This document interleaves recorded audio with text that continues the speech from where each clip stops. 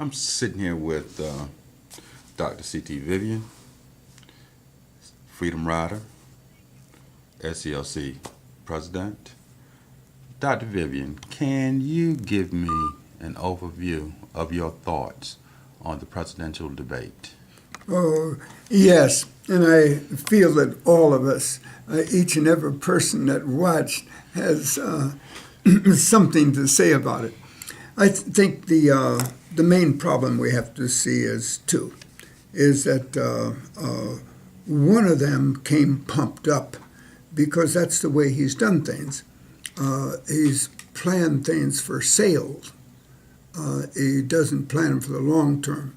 He plans them for sales, so that and that's the way he works, both as Wall Street, Fifth Avenue type, and at the same time works as a political type. He hasn't been able to get himself together until now. And when he did a good job of it, right? He did a good job of it. But he did a good job of it because the strategy of Obama's group was not to for the president not to overpower him, right? Or even act like he wanted to, because the president has a 10-point lead, right? And this is about being elected. It's really not about winning a debate. And you got two more debates to go anyway. So that's small matter. The matter is who wins the election, not who wins the debate. And I'm smiling only because that's the reality factor. His group is more concerned about what people will think about the president when it ends as a person, not simply as a politician. They know that. They've seen that for almost 4 years now. Right? That's not the issue. The issue is will they stay accepting him and 10 points a lead? Everybody knows that they have a core group that's going to be for them, right? The point is winning is not about your core group. Winning is about the rest of. See, this is where his opposition lost when he was talking about that he wasn't concerned about 47% of the people, right? That they were not his concern, really. This is where he lost, right? Our thing is that he doesn't regain anything, right? Because he is really told 47% of the population that he doesn't really care about them and they can forget it, because he is not concerned about even telling them how much money he's made, even though every other president has, right? And that's true around the world, right? He hasn't told us, he says, in 2 years I did this or that. No, we ask, what have you been doing for the last 10 years, you see? And he doesn't want to admit the negatives that he's run into. But he got ready for a night. And because that's the way he'll be. And he'll be that way. But he hasn't been that way until now. He's forced into it. That he's got to get ready for this debate. So he's learned it almost by pattern. You heard him repeating himself about 4 times during the night, right? Because he's got that down pat. He's learned it, but it's not truthful. I mean, about half of it's not. And the way you put stuff is terribly important. So we're just waiting for the actual election, because he wrote off many older people. He wrote off the sick. He wrote off a lot of educated people who are trying to get an education. he wrote those off. Obama had written them in already. And when you think of all the people that are sick, they know they've got to vote for Obama. When you think about all the college kids, they know that he was the one that made it possible for them to not have to pay a high price for their education. He was the one that took the matter of the fees that were paid to banks. And I know what a bank can do. You sit on the board. Yeah, that's right. And I know that you can take it very easy, or you can just overdo it. And when a student, somebody trying to be educated to serve this nation, right, ends up with $100,000 debt, it means that they're not going to have a life for at least 10 years. And that's if you get a decent job. And we're in a depression, and a depression that Obama did not create, a depression that was created before he even got there. Right? That's true. And that he's gotten back the number of jobs that were lost by before he got there. These are the kind of problems that we really got to think about, and the kind of people that were served and the kind of people that were not served, right? And his opposition is only concerned about serving the rich, and they've been playing that game every time a Republican's in power. They've been playing that game, and we also have to see the other thing. Is that this is not about individuals anyway, it's about parties. See, the president can change his mind easily by simply saying his Senate outvoted him. Okay.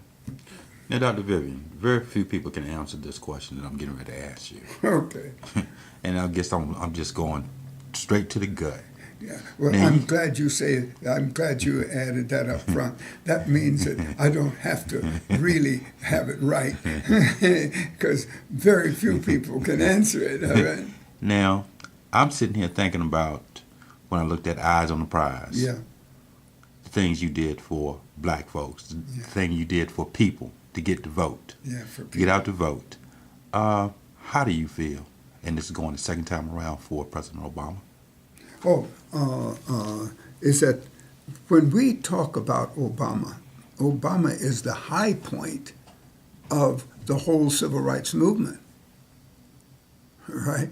Is that Martin winning the Nobel Peace Prize is not the high point of the movement itself. Martin was leading the movement for higher things than simply getting a prize or the $50,000 he gave away, right? Martin was about being in charge of the politics of this nation in an equal base, right? He was about more than the politics, because Martin was more concerned about a moral and spiritual life for everybody in this nation, and a decent and good life for everybody in this nation, more than he was concerned about any other factor, right? And he knew that as long as the hate of racism existed, we could never truly be free, nor would the nation be free. That's the thing that has to be seen. Martin was about freeing all of us, because he knew that none of us would really be free until all of us were free.